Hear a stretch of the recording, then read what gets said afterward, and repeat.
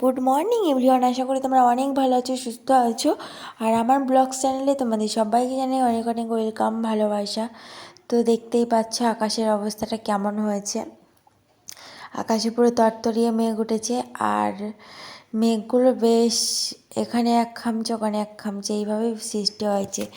আজকের বৃষ্টি হবে বলে মনে হচ্ছে না, কারণ সকাল থেকে পুরো অন্যরকম ওয়েদার ঝলমলে। তবে বিশ্বাস নেই, আকাশের দিয়ে বিশ্বাস নেই, আর কারোর বিশ্বাস করি আর না করি, আকাশকে আমি বিশ্বাস করি না, যখন তখন চলে আসতে পারে। তো চারিদিকটাই দেখতে পাচ্ছ পুরো থমথমে হয়ে রয়েছে, আর চারিদিকে যেন প্রতিবাদের ঝড় উঠছে যে জাগো মেয়েরা জাগো। তো তোমরাও কবে জাগবে, আমি সেই বিষয়ে জানতে চাইছি তোমাদের থেকে। এদের উপরে এই অত্যাচার আর সহ্য করাই যাচ্ছে না। যাই হোক, আমাদের কাছে পেঁপেগুলো বেশ বড় বড় হয়েছে দেখতে পাচ্ছ। আগের তুলনায় পেঁপে গাছটা তো উল্টেই গেছিলো বৃষ্টিতে, এমন বৃষ্টি হয় এদিকটাতে। আবার দেখো হঠাৎ করে রোদটা শুরু হয়ে গেল, এতক্ষণ কিন্তু রোদ ছিল না। দেখতেই পাচ্ছ সূর্য পুরো আলো দিচ্ছে।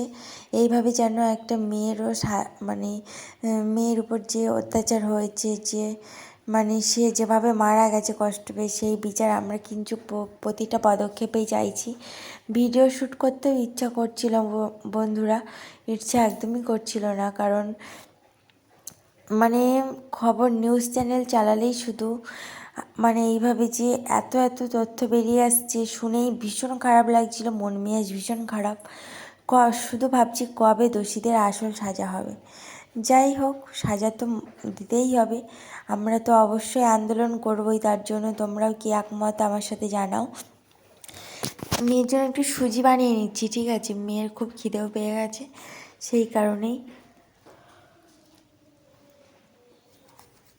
আর হচ্ছে ও খুব একটু ভালোবাসে সুজি, একটু হরলিক্সটাই বেশি করে, কিন্তু হরলিক্সটা এই মুহূর্তে নেই বাড়িতে, সেই কারণে ওকে সুজি বানিয়ে দিয়েছি। আর এখানে দেখো কাঁকরোল ভাজা করেছি বেশ কড়া কড়া করেই, আর এখানে করেছি ডাল। আজকে দুপুরে খাওয়া দাওয়া, বাড়িতে 2 জন রয়েছি, ও আর আমি। একদম ভালো লাগছে না, মন মেজাজ শুধু যেন বোরিং হয়ে যাচ্ছি যখন তখন।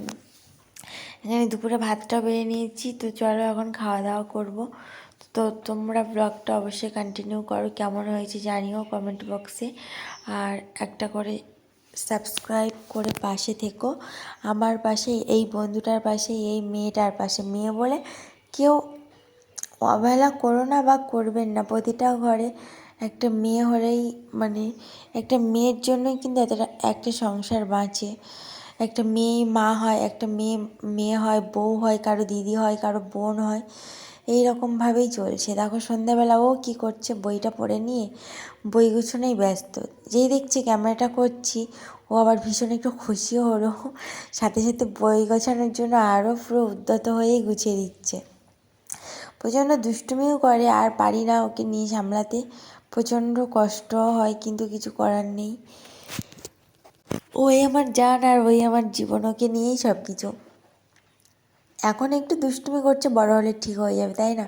তারপর সন্ধ্যাবেলা দেখো কী রান্না করছি। এখানে একটু পকোড়া করে নিয়েছি সজনে পাতা দিয়ে আর পেঁয়াজি দিয়ে, পেঁয়াজ দিয়ে পকোড়া করে নিয়েছি, পেঁয়াজি ভাজা, আর করেছি সজনে পাতার একটা করে পকোড়া।